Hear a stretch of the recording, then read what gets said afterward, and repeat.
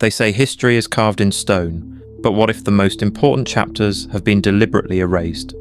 All across the world, buried deep beneath the dust of ages and a conspiracy of silence, lie relics that defy our understanding of human civilization. Impossible artifacts, anomalous ruins, and inexplicable technologies surface only to be suppressed, dismissed, or hidden away. But now, the truth can no longer be contained. In this presentation, we bring you the most explosive archaeological discoveries and concealed historical secrets.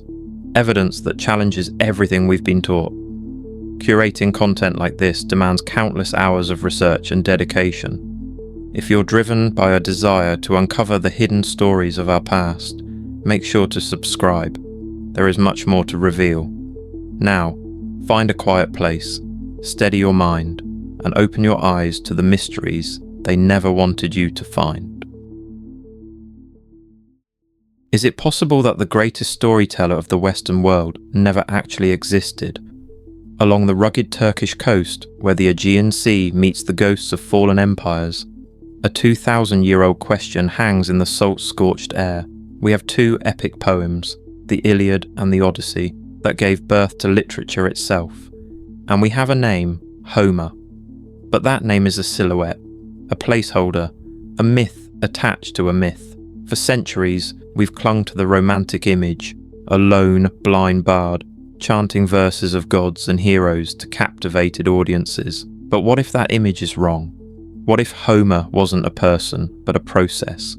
A single brilliant author, or a chorus of voices across generations, refining and expanding the tale. The poems are real, their power is undeniable, but the genius behind them is history's greatest ghostwriter. The true mystery of the Iliad isn't just in its verses of rage and fate, it's in the profound silence of the one who supposedly sang them. The creator is a creation's greatest secret. The name Homer has echoed for millennia, a ghost haunting the foundation of Western literature. Ancient sources like Herodotus and Pausanias passed down the image of a blind, itinerant poet. From the 8th century BC, so many cities claimed him that his supposed birthplace became a subject of debate, yet no concrete evidence of the man himself exists.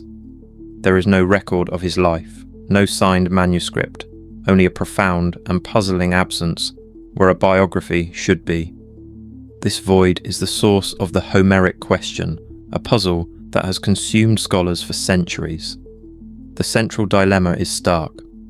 Was Homer a single, unparalleled genius, or merely a convenient name given to a vast collective oral tradition? Modern scholarship heavily favours the latter. The Iliad and Odyssey likely did not spring from one mind in a single burst of inspiration. Instead, they are now understood as living works, evolving over hundreds of years. They were rehearsed, memorised, and performed by generations of bards, each adding their own subtle inflections, before finally being captured in written form. In this light, Homer might not have been an author at all, but a master compiler, the final brilliant editor who gave a sprawling ancient body of story its definitive shape. The poems themselves are the strongest evidence for this theory. Their language is not a natural spoken dialect, but an artificial, hybrid, Homeric Greek, blending different regional dialects and linguistic layers from various centuries. This unique language points to a long process of accretion, where newer phrases were woven into an older poetic fabric. Furthermore, the narratives are filled with inconsistencies. Different sections reflect conflicting cultural values, understandings of the gods, and technologies of war. Some passages meticulously describe Bronze Age combat and artifacts, while others clearly reflect the later Iron Age world of the poem's transcription. The sheer architectural complexity of the Iliad makes it difficult to believe it was composed and retained entirely from memory by a single person. This ambiguity has given rise to radical theories. Some scholars, struck by the profound empathy and psychological depth given to characters like Hector and Andromache, have suggested the author could have been a woman, perhaps a high-born priestess with deep knowledge of courtly ritual and song. Other theories point to strong influences from Near Eastern epics, like those of Babylon and the Hittites, suggesting the Iliad is a syncretic work, a product of widespread cultural exchange across the Mediterranean, rather than a purely Greek invention. The material trail is cold. Our oldest complete manuscripts are Byzantine copies from the 10th century AD, made nearly 2 millennia after the events they describe. They are copies of copies, each filtered through the minds and hands of scribes who inevitably introduced errors and interpretations. The original text, in any definitive form, is lost forever. So why does this mystery matter? Because the Iliad is more than a poem. It is a window into the ancient soul, a timeless exploration of rage, grief, honour, and fate. The haunting possibility that we may never know its creator is, in a way, fitting. It suggests that the story's power was always meant to be greater than the storyteller, that the voice which articulated the fundamental human drama chose, or was forced into, the ultimate anonymity. The answer lies not in a name, but in the enduring silence behind the verses. The figure of Ragnar Lothbrok stands as one of history's most captivating and enduring enigmas, a Viking warrior whose name resonates with power and mystery a millennium after his supposed lifetime. He looms large in the modern imagination, immortalized in television and literature, yet his very existence remains one of the most hotly debated topics in Viking studies. The fundamental question persists: was Ragnar Lothbrok a single historical flesh and blood warrior king? Or was he a brilliant literary fabrication, a composite legend woven from the deeds of many Vikings and embellished by generations of skalds and storytellers? Unraveling this mystery requires a journey through fragmented chronicles, legendary sagas, and the silent testimony of archaeology, a journey that reveals as much about how we remember history as it does about the history itself. From his earliest incarnations in medieval literature, Ragnar is depicted as a paragon of Norse heroism, a figure whose exploits straddle the line between plausible history and pure myth. The core narratives of his life are drawn from sources like the 13th century Icelandic saga of Ragnar Lothbrok and the tale of Ragnar's sons, as well as the earlier Gesta Danorum, Deeds of the Danes, written by the Danish chronicler Saxo Grammaticus around the turn of the 13th century. These texts, while our primary windows into his world, are not contemporary historical records. They were written hundreds of years after the events they describe, having been shaped and refined through a long tradition of oral storytelling. In them, Ragnar is granted a noble pedigree as the son of the Swedish king Sigurd Ring, but his most crucial role is that of a dynastic founder. He is famously portrayed as the father of a generation of legendary Viking leaders: Ivar the Boneless, Bjorn Ironside, Sigurd Snake in the Eye, and Ubbi, whose own historically attested exploits lend a veneer of credibility to their father's legend. According to the sagas, it is the vengeance for Ragnar's death that propels his sons to greatness, forging a compelling narrative link between the man and the seismic historical events that followed. The most iconic and gruesome episode in the Ragnar legend is his capture and execution at the hands of King Ella of Northumbria in the mid-9th century. As the story goes, after being captured during a raid, the defiant Ragnar was thrown into a pit of venomous snakes. In a scene that encapsulates the Viking ideal of stoic courage in the face of death, he is said to have faced his agonizing end not with screams, but with a triumphant prophecy, singing of how his sons would avenge him. This powerful image of the snake pit has become a cornerstone of the Ragnar mythos. However, from a historical perspective, it is deeply problematic. No contemporary Anglo-Saxon chronicle mentions such an event, and many scholars view it as a later literary invention designed to provide a morally justified personal motive for the subsequent Viking invasion of Northumbria, a classic trope of heroic tragedy.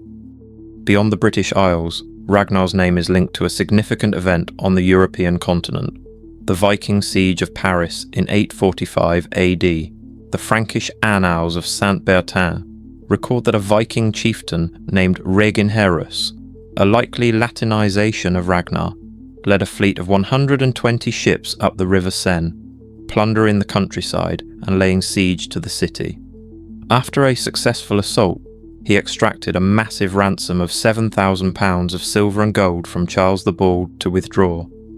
This reference is the strongest circumstantial evidence for a historical figure upon whom the legend could be based, yet the connection between this specific Reginerus and the saga hero Lothbrok remains speculative. Most historians argue that the legendary Ragnar Lothbrok is an amalgam, a composite figure forged in the crucible of oral tradition from the deeds of several successful and perhaps similarly named Viking warlords. Over centuries, their individual accomplishments were conflated, magnified, and attributed to a single, superlative hero, simplifying a complex historical reality into a memorable epic. The immense difficulty in verifying Ragnar's existence is rooted in the nature of the available sources from the Viking Age itself. The Vikings, as a predominantly pre-literate society during their expansion, left behind no written histories of their own. Our knowledge is therefore largely filtered through the writings of their victims, Frankish monks and Anglo-Saxon chroniclers who had their own biases and agendas, often portraying the Norsemen as pagan scourges sent by God as punishment. The Norse themselves did leave behind runestones, but these are typically brief, formulaic memorials that boast of generic exploits or familial status. None have been discovered that definitively mention a Ragnar Lothbrok, matching the saga descriptions. While it is plausible that such stones were lost, destroyed, or remain undiscovered, their absence is a significant mark against the historicity of a figure of his purported stature.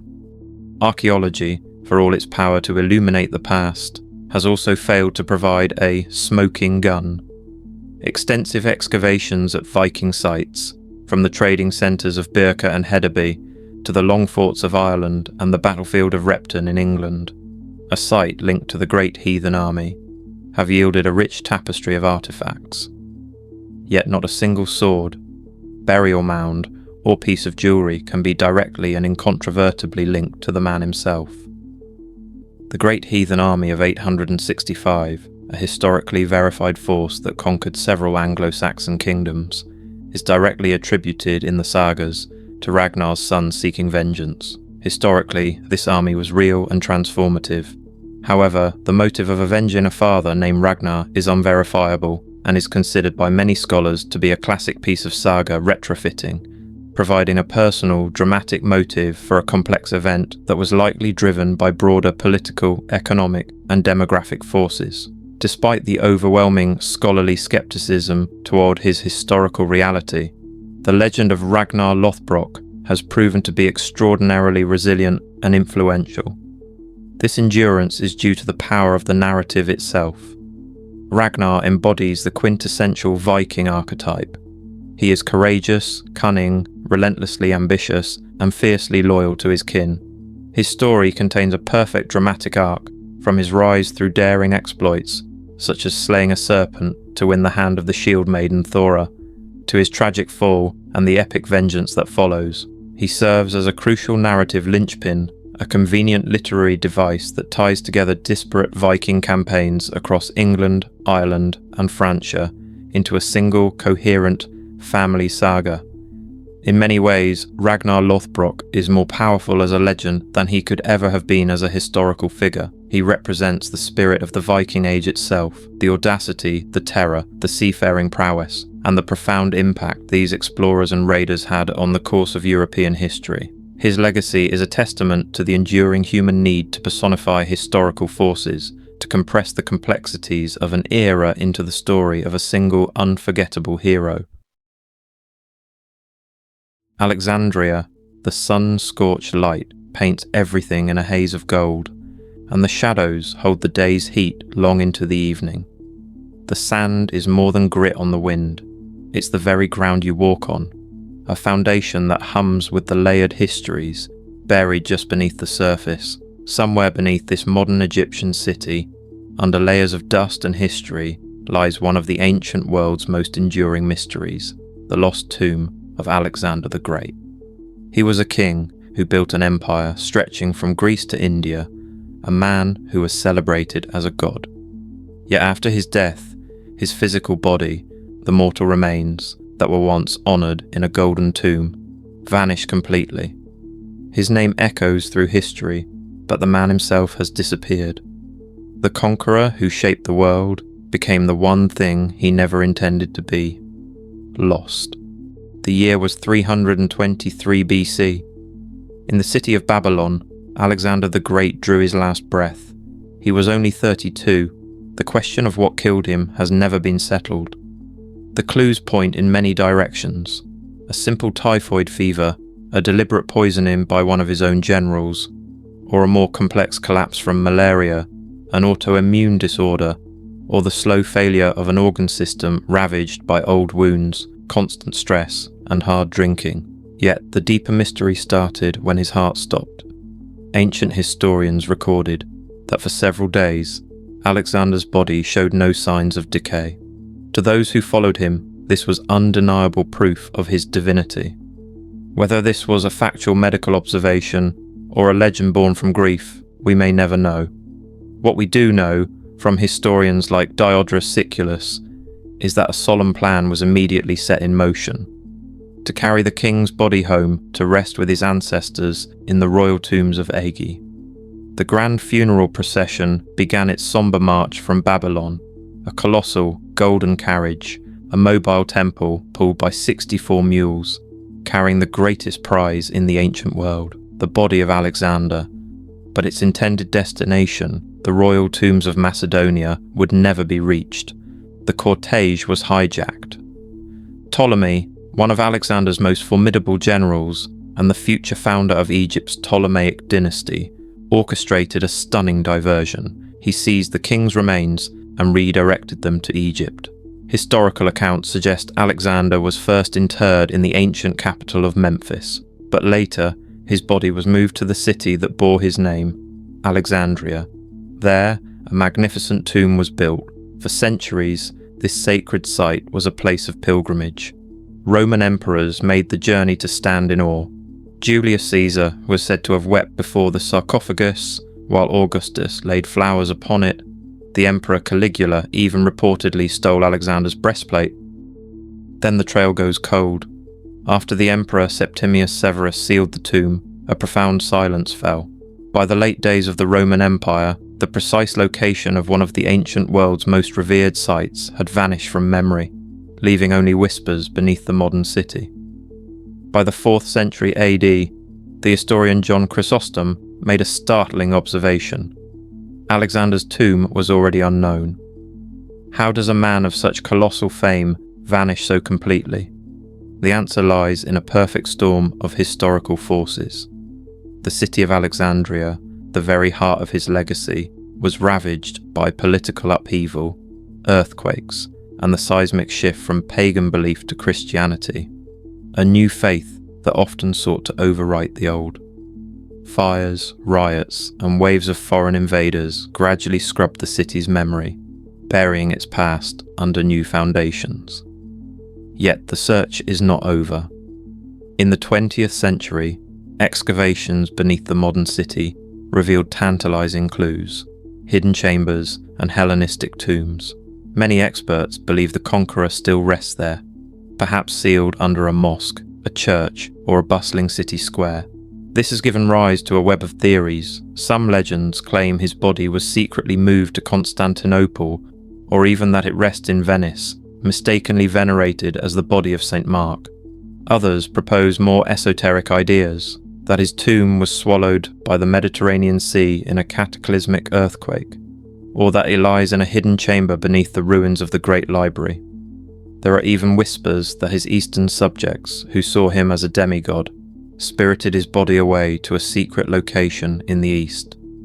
After centuries of searching, there is no definitive proof, only fragments, whispers, and an enduring mystery lying just beneath our feet. The search continues. In 1995, a Greek archaeologist put forth a compelling claim: the long-lost tomb was hidden beneath an Alexandrian church. Decades later, in 2021, a new theory emerged, pointing to a mysterious structure near the Siwa oasis, the very site where Alexander sought his divine destiny at the Oracle of Ammon. But to this day, no discovery has provided a final answer. This leaves us with possibilities. His body may still lie within Alexandria's labyrinthine foundations, sealed by layers of history and ruin. Perhaps it fell to plunderers, its bones scattered to the winds. Or it could be waiting in a location lost to all modern maps, its secret kept by those who took the truth with them. There is a haunting thought. If Alexander was truly touched by divinity, as so many believed, then his physical form may have been destined to remain a mystery. His disappearance might be the final perfect part of his legend. And so, in the stillness of an Alexandrian night, when the Mediterranean whispers against the ancient shore, the city seems to hold its breath. A presence lingers just beneath the surface, a ghost of glory, a riddle carved into stone and time. We are left with two eternal questions. Where is Alexander, and why was he taken from us? The earth holds the secret, silent, waiting for a key that has yet to be turned. The great Sphinx of Giza stands as an eternal sentinel, a colossal fusion of human intellect and leonine power carved from the living bedrock of the Egyptian plateau. For millennia, its time-worn visage has gazed steadfastly eastward, witnessing the relentless march of epochs, the rise and fall of empires, the coronation and burial of kings, the slow, suffocating sweep of sandstorms that bury histories into oblivion. It is far more than a mere monument of stone. It is an enigma, a silent question posed to the ages. Its mystery extends beyond its immense age and enigmatic smile, rooted in a persistent and tantalizing legend that speaks of a secret chamber, a hidden archive, concealed deep beneath its massive, ancient pores. This notion is not merely the stuff of fringe speculation or romantic mythic embellishment. It is a theory that has demonstrated remarkable resilience, enduring for decades and capturing the imaginations of a diverse array of seekers. It has attracted rogue archaeologists operating outside the academic mainstream, intrepid explorers drawn to the world's unsolved puzzles, and even, intriguingly, the attention of serious scientists, including geologists whose work was funded by NASA. Despite their vastly different backgrounds, they all converge on the same profound question. Could there be a hall of records buried under the Sphinx? This would not be a simple tomb, but a lost library of human, or perhaps even pre-human history. A repository of knowledge deliberately hidden from the world, waiting to be rediscovered. The origins of this compelling tale are found not in the annals of modern science, but in the shadowy realm of ancient myth and modern mysticism. The specific concept of the Hall of Records is deeply rooted in esoteric traditions, most famously articulated in the readings of Edgar Cayce, the American mystic known as the Sleeping Prophet. Throughout the early 20th century, while in a self-induced trance state, Cayce described a time capsule hidden beneath the Sphinx. He spoke of a chamber housing the accumulated wisdom of a lost civilization, often identified as Atlantis. His visions were remarkably detailed, mentioning scrolls of papyrus, strange artifacts, and even advanced technological devices, tangible remnants of a sophisticated culture that was catastrophically wiped from the earth tens of thousands of years ago. Unsurprisingly, mainstream academia dismissed Cayce's psychic pronouncements as pure fantasy, the products of an overactive imagination. However, in the early 1990s, something extraordinary occurred that blurred the line between psychic vision and physical reality. A team of researchers, led by Thomas Debicki and working under the direction of the independent Egyptologist John Anthony West, began a scientific survey of the Giza plateau. Using non-invasive ground-penetrating radar and seismic refraction techniques, they scanned the bedrock in and around the Sphinx enclosure. The data returned by their equipment sent a ripple of excitement through the world of alternative history. The scans detected clear and compelling anomalies, distinct hollow spaces and cavities beneath the limestone. Most notably, these voids were located directly under the Sphinx's front paws and along its northern flank. Crucially, their shape was not random. They appeared rectangular, suggesting deliberate intelligent construction. These were not natural geological formations, but what seemed to be man-made chambers, sealed and untouched for millennia. The implications of this discovery were staggering. If these chambers were real, they represented the first physical evidence supporting the legends that had been whispered for centuries. Yet, the response from the Egyptian authorities, specifically the Supreme Council of Antiquities, was swift and definitive. The team's findings were quietly sidelined, their reports met with skepticism. Permits for further investigation or targeted excavation were denied or severely restricted. The official stance was, and in many ways remains, one of absolute denial. The Sphinx is solid bedrock. There are no chambers, no secrets to be uncovered. This official reticence only served to fuel speculation. Why the resistance? Some attribute it to national pride and a desire to control the narrative of Egypt's own history. Perhaps officials feared that a discovery of this magnitude, potentially predating known Egyptian civilization, would undermine the established cultural legacy. Others, however, believe the issue is far more profound, that the chamber contains evidence so paradigm-shattering it would force a complete rewrite of human history, challenging the very foundations of our understanding of human origins. Adding a critical layer of scientific credibility to this mystery is the contentious issue of the Sphinx's age. Mainstream Egyptology attributes the Sphinx's construction to the pharaoh Khafra around 2500 BCE. However, this dating was challenged by geologist Dr. Robert Schoch. He conducted a detailed analysis of the weathering patterns on the Sphinx's body and the walls of its enclosure. Schoch identified deep, vertical, undulating erosion profiles that, he argued, were characteristic of water runoff from prolonged and heavy rainfall. This presents a profound chronological problem. Egypt has not experienced a climate capable of producing such significant rainfall since the end of the last ice age, around 10,000 BCE or even earlier. This geological evidence suggests the Sphinx is thousands of years older than traditionally believed, potentially dating back to a time when no known complex civilization was thought to exist. This theory posits that the Sphinx is the work of a lost culture, a sophisticated society whose legacy was largely erased by a global cataclysm such as the Great Floods remembered in myths worldwide. In this new light, the legend of the Hall of Records is transformed.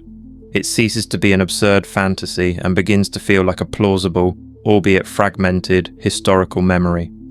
If such an advanced civilization did exist, one capable of monumental architecture like the Sphinx, what profound knowledge did they possess?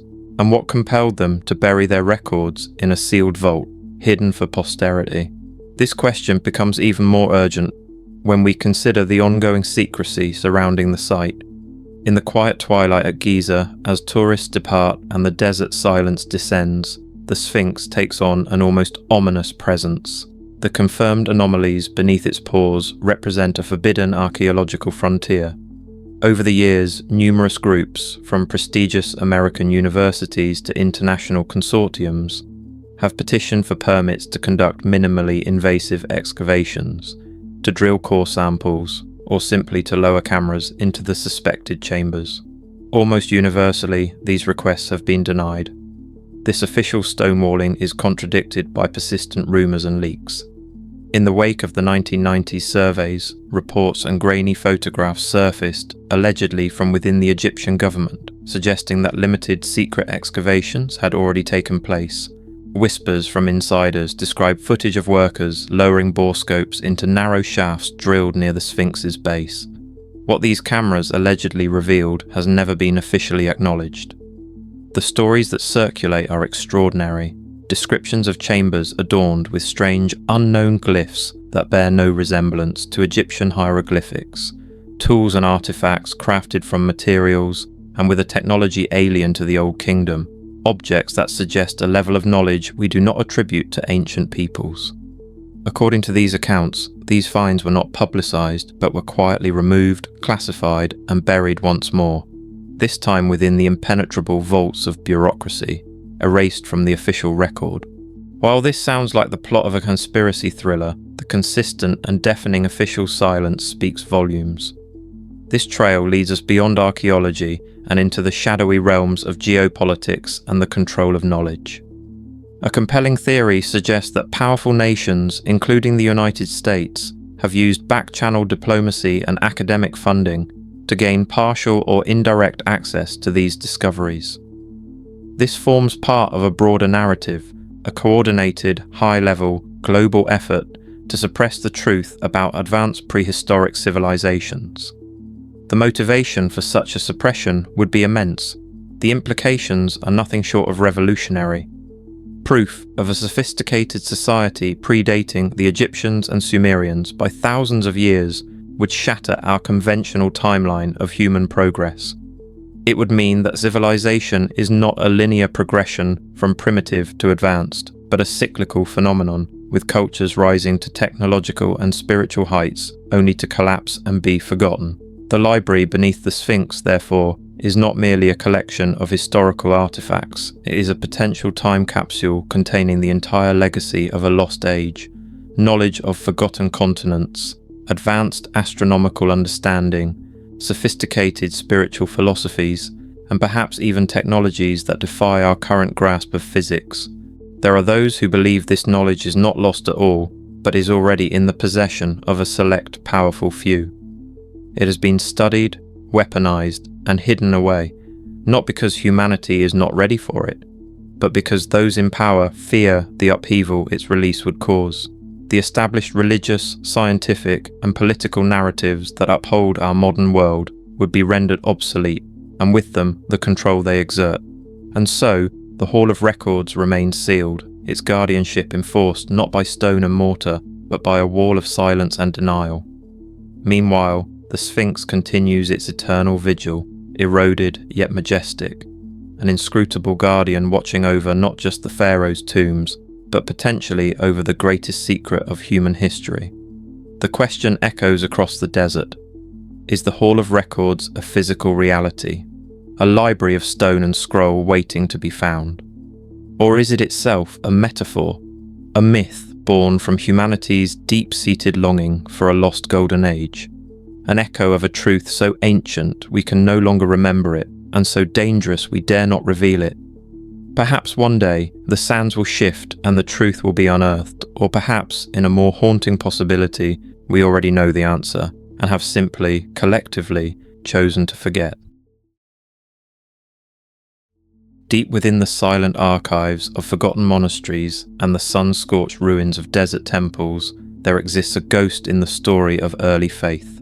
It is a text that is defined entirely by its absence, a book no living eye has seen, yet whose shape is traced by the echoes it left behind. Scholars call this phantom Q, a source whispered between the lines of scripture, a collection of sayings thought to be the very wellspring from which the first Gospels drew. For generations they have pursued this literary spectre, not for the words it contains, but for the primordial truth it promises, the original voice of a teacher, preserved not in ink, but in silence. Our story begins not with ancient ruins, but in the hushed libraries of 19th century Europe, where scholars first applied scientific scrutiny to the New Testament. Their meticulous analysis revealed a fascinating pattern. The Gospels of Matthew and Luke contained extensive passages of nearly identical text, word-for-word repetitions that went beyond shared oral tradition. These precise parallels were conspicuously absent from Mark's Gospel, recognized as the earliest written account. This textual evidence presented a compelling puzzle. Had Matthew and Luke independently copied from Mark while sharing another, now-vanished source? From this question emerged the Q hypothesis, a theoretical document whose name derives from the German word Quell, meaning source. Unlike the tangible manuscripts of the Dead Sea Scrolls, Q exists only as a scholarly reconstruction, an invisible gospel whose presence is deduced through textual echoes. No physical fragment has ever been found. Its authority rests entirely on the compelling pattern of words shared between two evangelists but missing from their presumed primary source. But how can one prove a document exists when no physical trace remains? Advocates of the Q hypothesis propose it was not a narrative gospel, but a collection, a logia, or anthology of teachings. They point to what scholars call the double tradition, a core of nearly identical sayings present in both Matthew and Luke, yet absent from Mark. Within this shared material lie some of Christianity's most foundational teachings: the Beatitudes, the Lord's Prayer, the injunction to love your enemies. The theory posits that these common verses flowed from a single vanished source predating the canonical Gospels. If real, Q would be more than the first Gospel. It would be a window into a nascent movement focused not on the story of Jesus, but on the voice of Jesus, a movement of his teachings before it became a religion about his person. Yet for every question it seems to answer, Q raises another. Was it ever a single bound document, or a fluid collection of oral traditions shaped by repetition as it travelled? Was it first written in Aramaic, the language Jesus spoke, or in Greek, the language of the early church? And who was behind it? A single devoted follower, a wandering scribe, or perhaps an entire community, a group of early Jewish Christians who revered the teacher's words, even as they resisted the faith's growing structure and dogma. The mystery of Q is not just about a text, but about the people who might have cherished it. This focus, scholars suggest, was on ethical instruction rather than metaphysical claims about divinity. If this interpretation holds, Q could represent a strand of the Jesus movement that was ultimately marginalized by emerging orthodoxies. Some theorists venture further, proposing that Q was intentionally suppressed, its teachings deemed too radical in their pacifism, or too human-centered for a church increasingly centered on a divine Christ. This raises a profound possibility. Perhaps Q's disappearance was not merely historical misfortune, but a theological erasure. Could its teachings have been deliberately omitted because they challenged the developing narrative of Jesus as celestial Redeemer? These inquiries touch upon the fundamental nature of religious formation, how traditions are crafted not only through preservation, but through deliberate omission. Over recent decades, textual archaeologists like John Kloppenborg and Burton Mack have attempted to reconstruct Q's hypothetical form.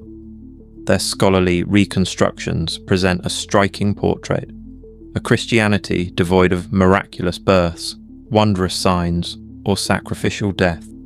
Instead, they reveal a wisdom teacher, a Jewish sage offering provocative social commentary and enigmatic parables. Yet the theory faces significant challenges. Skeptics maintain Q is a scholarly phantom, arguing that Luke could have adapted Matthew's text or vice versa without any intervening document. Others emphasize the fluid nature of oral transmission in first-century Palestine, where shared teachings might naturally converge without a written source. Despite these objections, Q's ghost persists in academic discourse. It remains a powerful intellectual phantom, a missing gospel that potentially shaped Christianity's foundation, now existing only as whispers echoing between the lines of familiar scriptures. Beyond the halls of academia, more speculative possibilities emerge. Could a copy of Q be resting in a monastic archive, mislabeled and waiting for identification? Might it be concealed within the Nag Hammadi library, its true nature still unrecognized? Perhaps Q was never a conventional gospel at all, but something more enigmatic, a collection of encoded aphorisms, a metaphysical treatise, or a philosophical text whose truths threatened both early church authority and Roman imperial power. The mystery deepens when we consider language. If Q existed, was it composed in the Greek of the educated elite or in Aramaic, the earthy tongue of prophets and peasants? If the latter, would modern scholars even recognize it, should it surface? Though Middle Eastern sands have surrendered countless ancient secrets over the past century, from Dead Sea Scrolls to Gnostic codices, Q has persistently eluded discovery. The hypothesis remains suspended between scholarly inference and something approaching faith, a ghost document whose existence is measured by its absence. In academic circles, Q continues to generate vigorous debate. For theologians, it challenges assumptions about early Christian belief, and for seekers of lost wisdom, it represents the ultimate prize, a clear voice from Christianity's dawn that somehow escaped preservation. The fundamental questions endure. Is Q merely a scholarly phantom, an elegant solution to a literary puzzle, or does it wait patiently beneath the desert sands, within a stone chamber, or between the pages of some misclassified manuscript? And if it were finally uncovered, would we possess the wisdom to understand what we had found? The Kensington Runestone stands as one of American history's most enduring and controversial artifacts. It was allegedly discovered in 1898 by a Swedish immigrant named Olaf Oman, who unearthed it from his farm near Kensington, Minnesota. The object itself is a substantial slab of stone, weighing nearly 200 pounds and measuring about 30 by 16 inches, covered in mysterious runic characters. From the moment it was brought to light, the stone has been the subject of intense debate. Its inscription tells a story that, if authentic, would fundamentally rewrite the narrative of European contact with the Americas.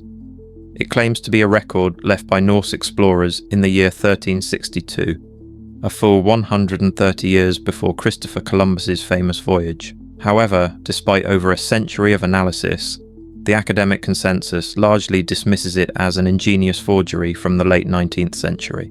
The narrative carved into the stone is compelling and dramatic. It purports to be a message from a group of 30 Norse explorers who had ventured deep into the North American interior. The text describes a tragic event, stating that 10 of their men were killed during a journey. The inscription provides specific details, mentioning that the men were some distance from their ships and outlining their location relative to nearby bodies of water. This account paints a picture of a significant pre-Columbian expedition that navigated inland waterways, far beyond the known Viking settlement at Lanso Meadows in Newfoundland. If taken at face value, the stone serves as a haunting memorial left by survivors, offering tangible proof that Vikings penetrated the heart of the continent. Despite this captivating story, the stone's authenticity was met with skepticism from the very beginning. The most damning evidence against it comes from linguistic analysis. Scholars of Old Norse and runology have consistently identified numerous problems with the inscription. The grammar, spelling, and specific word choices do not align with known 14th century Scandinavian language. Instead, they contain several anachronisms, reflecting linguistic features that are more consistent with modern Swedish dialects spoken in the 19th century. For instance, certain prepositions and verb forms used on the stone were not in use during the medieval period. These linguistic inconsistencies strongly suggest that the carver was not a medieval Norseman, but rather a much later individual familiar with contemporary Scandinavian speech. The physical evidence of the stone itself has also been a point of contention, though it offers less definitive conclusions.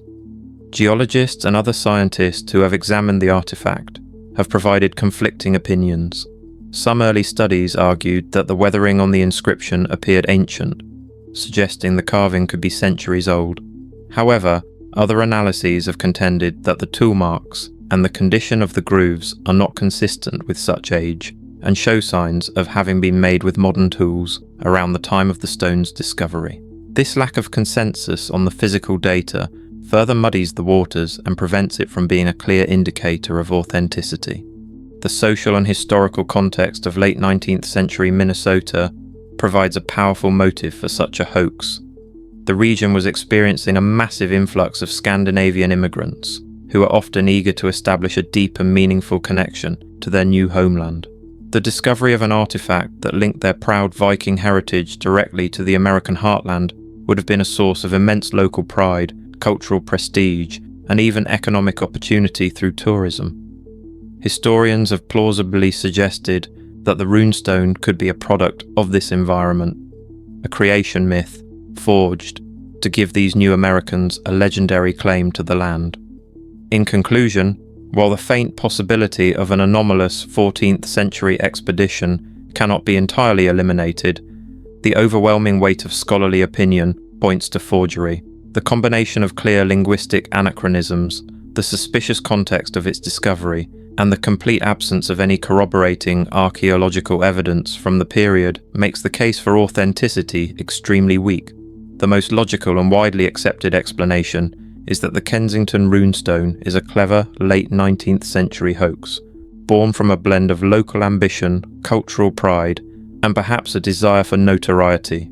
It remains a fascinating cultural relic and an enduring mystery, but it is not recognised by mainstream historians as a genuine pre-Columbian artifact. The story of how humanity learned to think for itself is one of the most profound transformations in our history.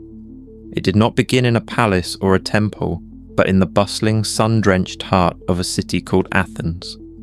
For centuries, human societies had explained the world through the lens of myth and the whims of unpredictable gods. Storms were the anger of Poseidon, lightning the weapon of Zeus, and the fate of nations was spun by distant, inscrutable deities. But then, something shifted. A new kind of question began to be whispered in the marketplace. A question that would eventually shake the foundations of the ancient world. What if we could understand the universe not through stories, but through our own reason? This intellectual revolution was a slow dawn, not a sudden flash. Before the great pillars of the Parthenon were even a dream, the Eastern Mediterranean was a crossroads of cultures and ideas. Greek traders and travellers sailed to Egypt and Mesopotamia, encountering ancient knowledge of mathematics, astronomy, and engineering. They brought these ideas back to their city-states, and in doing so, they encountered a fundamental difference. The older civilizations often couched their knowledge in the authority of priests and kings. The Greeks, however, began to subject everything to scrutiny. They looked at the same stars as the Egyptians, but asked a different question. It wasn't just which god controls that star, but what is the pattern that governs its movement? This new way of thinking first found its voice in a group of men we now call the pre-Socratics, thinkers who operated on the coast of what is now Turkey and in the Greek colonies of southern Italy. They were not philosophers in the modern academic sense. They were often scientists, mystics, and poets all at once. Thales of Miletus, for instance, gazed out at the world and, observing how water could become air, earth, and life itself, proposed that it was the single underlying substance from which all things were made. It was a breathtaking leap of abstraction, the first principle of a unified cosmic theory. Heraclitus, a more cryptic figure, saw a universe in constant dynamic flux. His famous assertion that no man ever steps in the same river twice was not just about rivers, but about reality itself. Everything was changing, everything was process, and the fundamental element of this cosmic fire was not a physical substance, but the principle of change itself. Meanwhile, in a secretive community in Italy, Pythagoras and his followers made a discovery that would echo through the ages. They found that the musical harmonies we find so pleasing were based on precise mathematical ratios. This led them to a stunning conclusion, that the universe itself was fundamentally mathematical, a cosmic harmony of numbers. The world was not chaotic, it was ordered, and that order could be understood by the human mind. It was in Athens, however, that these scattered sparks of genius coalesced into a roaring fire. The city's unique political climate was the essential fuel. After defeating the mighty Persian Empire, Athens was flush with confidence, wealth, and a fierce pride in its own identity. This identity was rooted in a radical, albeit limited, experiment: democracy. For the first time, power was not inherited through bloodlines, but was argued for and won in the public arena. The agora, the central marketplace, became the stage for this new form of power. Here, citizens did not just trade olives and pottery, they traded ideas. To succeed in this new world, a man had to be able to speak persuasively, to defend his position with logic, and to dismantle his opponent's arguments. The art of rhetoric, logos, or reasoned speech, became the most valuable skill a man could possess. The city was, in essence, a giant, open-air school of debate. Justice, virtue, the nature of the good life, the purpose of the state, all were subjects for public dissection.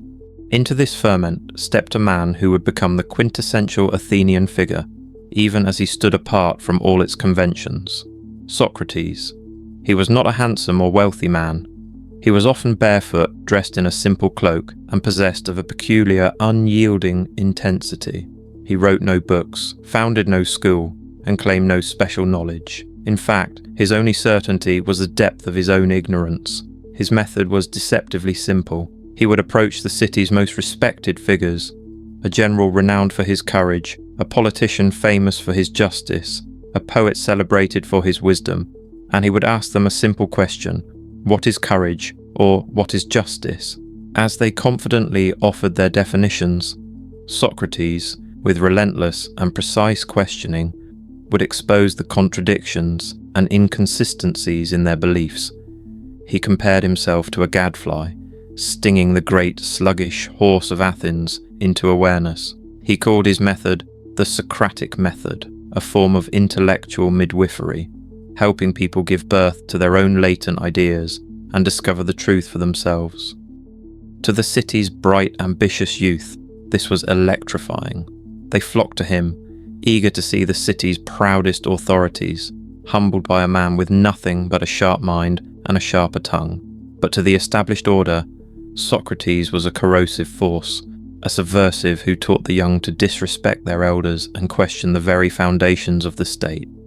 When Athens, reeling from a devastating defeat in the Peloponnesian War against Sparta, was searching for a scapegoat for its decline, they found one in the old philosopher. He was put on trial for impiety and corrupting the youth. Found guilty, he was sentenced to death. His friends arranged for his escape, but Socrates refused. He had lived by the laws of Athens and argued for their improvement. To flee now would be to betray his entire life's work. He calmly drank the cup of hemlock, telling his grieving followers that to fear death was to pretend to know the unknown, and that the unexamined life is not worth living. In that moment, philosophy transformed from an intellectual exercise into a way of being, a testament to the ultimate power of conscience and reason over force and tyranny. The death of Socrates did not kill his ideas, it immortalized them. His most brilliant student, Plato, was so shaped by the injustice of his teacher's execution that he dedicated his life to creating a system of thought that would make such tragedies impossible. In Plato's vision, the messy, imperfect world of the senses, the world of Athenian politics that had condemned Socrates, was merely a shadow. The true reality, he argued, existed in a higher realm of perfect, eternal forms. The form of justice, the form of beauty, the form of the good. These were the ultimate realities, which our flawed world could only approximate. In his masterpiece, The Republic, Plato envisioned a society ruled not by the wealthy or the well-born, but by those who had trained their minds to perceive these forms, the philosopher kings. To pursue this ideal, he founded the Academy, the Western world's first permanent institution dedicated to higher learning. It was at the Academy that a young man from northern Greece named Aristotle arrived to study. He would become Plato's most famous student and his greatest intellectual rival. Where Plato was a mystic and a poet, Aristotle was a biologist and a logician. He trusted the evidence of his senses. While Plato looked upward to a realm of perfect forms, Aristotle looked outward, cataloguing the natural world with meticulous care. He dissected animals, classified plants, and studied constitutions of 158 different city-states. For Aristotle, all knowledge began with observation. He created the foundational systems of logic and argued that virtue was not a transcendent form, but a practical habit, a golden mean between extremes of behaviour. He famously defined humans as political animals, born to live in communities and achieve fulfillment through rational discourse and shared purpose. Together, these three giants, Socrates, the questioner, Plato, the visionary, and Aristotle, the scientist, laid the bedrock of Western civilization. From them, we inherited the tools of logic, the categories of science, the frameworks of ethics, and the very idea that the universe is a rational, comprehensible place. Their legacy is not merely a set of ideas in a book, it is the enduring spirit of inquiry itself. It is the conviction that truth is not the property of priests or kings, but is discoverable by anyone with the courage to ask, to doubt, and to think. The marble of their city has long since crumbled to dust, but the questions they first posed still echo, as vital and challenging today as they were under the bright, clear light of the Athenian sun.